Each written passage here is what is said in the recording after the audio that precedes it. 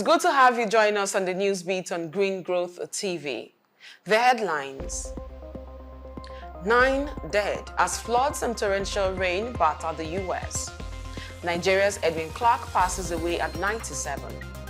Mauritius ex-Prime Minister bailed after suitcases of cash arrest. South Africa police hot on heels over gay imam's assassination. Liverpool's Gomez faces extended absence due to surgery. I am Divine Alex with the details of the news. Now the details. Starting with the flood story in U.S. where at least 10 people have died as torrential downpours over the weekend drenched parts of the southeastern U.S. that submerged roads and houses. The Kentucky governor, Andy Beshear, said 9 people have died in his state after making an emergency disaster declaration stating that about 1,000 people who were stranded in floodwaters had to be rescued. Meanwhile, the monitoring site PowerOutage.us, who said hundreds of thousands of homes ended up without power, noted that the number has reduced to tens of thousands. It is a tough morning in Kentucky and for many of our surrounding states. We are still in the search and rescue mode. Thus far, we can confirm we've lost 9 Kentuckians, but I believe we've lost at least 2 more. So that's 11 Kentucky families that are hurting this morning, along with hundreds of people who aren't in their homes. We have about 130 in just one of our state parks. We still have some rescue operations that will need to occur today, potentially evacuating an apartment complex. So while the flash flooding is done, the rivers haven't all crested. Some flooding is going to continue, especially in parts of eastern Kentucky. And then Tuesday night into Wednesday, we're going to get hit by another snowstorm. But we're tough and we're out there working hard. We're grateful for other states that have sent their search and rescue teams, grateful for FEMA's help. So we're working as hard as we can to save as many lives as we can, and then to get people to a safe, dry place as we get the next steps for their recovery in front of them. And in Nigeria, the distinguished Nigerian politician and elder statesman, Edwin Clerk, who was born on May 25, 1927 in Kaibodo, Delta State, has passed away at the age of 97. Clerk was a prominent Ijaw leader who dedicated his life to the advancement of the Niger Delta region and the broader Nigerian nation throughout his illustrious career. He held several significant positions, to include serving as the Federal Commissioner for Information in 1975, a member of the National Party of Nigerians National Executive Committee. He briefly served as a senator in 1983 and was a philanthropist who founded the Edwin Clerk Foundation, established a university in his hometown to reflect his commitment to education and community development.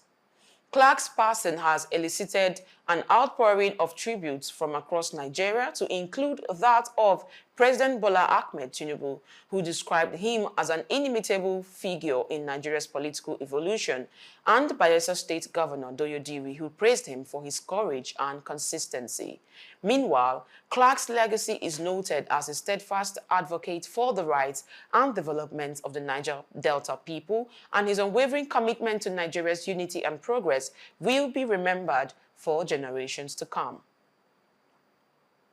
And in Korea, South Korea has banned new downloads of China's DeepSeek artificial intelligence AI chatbot, as according to the country's personal data protection watchdog. The government agency has said the AI model will be available again to South Korean users after implementing improvements and remedies to ensure it complies with the country's personal data protection laws. In the week after it made global headlines, DeepSeek became hugely popular in South Korea, leaping to the top of the app stores with over 1 million weekly users. However, its rise in popularity also attracted scrutiny from countries around the world, which have imposed restrictions on the app over privacy and national security concerns. And in UK, the British former Prime Minister Sir John Major has warned that democracy is under threat as the United States steps back from its leading role in the world. John Mayer, who told newsmen that Trump's policy of American isolation was creating a power vacuum that would embolden nations like Russia and China. He noted that the gains made since the collapse of the Soviet Union were now being reversed, as there was no doubt that Russia could invade elsewhere before long. And in Mauritius, the former Mauritius Prime Minister, Pravind Jugnauth, has been released on bail following his dramatic arrest over the weekend on money laundering charges. The minister had been detained along with 3 others after the anti-corruption agency said it had seized suitcases of cash and luxury watches in raids on 10 locations, which included his home. However, the former Prime Minister's lawyer said he denied the charges against him.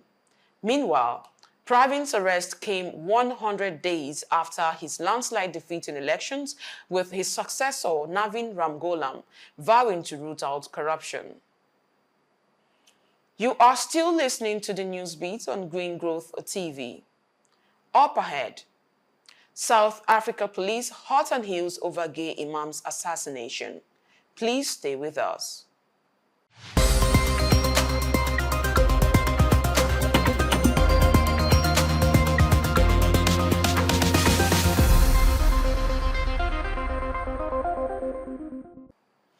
You are welcome back. And in South Africa, the Deputy Justice Minister, Andries Neil, has said the police in South Africa are hot on the heels of the suspects behind the killing of Mushin Hendricks, dubbed the world's first openly gay imam. The 57-year-old was in a car when he was shot dead in broad daylight in the coastal city of Kwebaha over the weekend. The CCTV footage of this incident shows a hooded figure running out of a pickup truck that was blocking Hendricks' vehicle and then firing shots through the window. Meanwhile, the imam was well known for his work in creating a safe haven for gay and other marginalized Muslims, and his killing shocked LGBTQ+ community and beyond. And in Saudi Arabia, where the US and Russia are holding talks in Saudi Arabia about the war in Ukraine as it's the first in-person meeting since Moscow's full-scale invasion 3 years ago. The Russia's Foreign Minister Sergei Lavrov is speaking to U.S. Secretary of State Marco Rubio, although neither Ukraine nor Europe are invited. The Kremlin says Vladimir Putin is prepared to speak to Volodymyr Zelensky if necessary, as Zelensky has repeatedly said he won't recognize a peace deal negotiated without Ukraine. Meanwhile, the U.S. says the talks are a first step to see if Russia is serious about ending the war, while Russia says it hopes to normalize relations with America.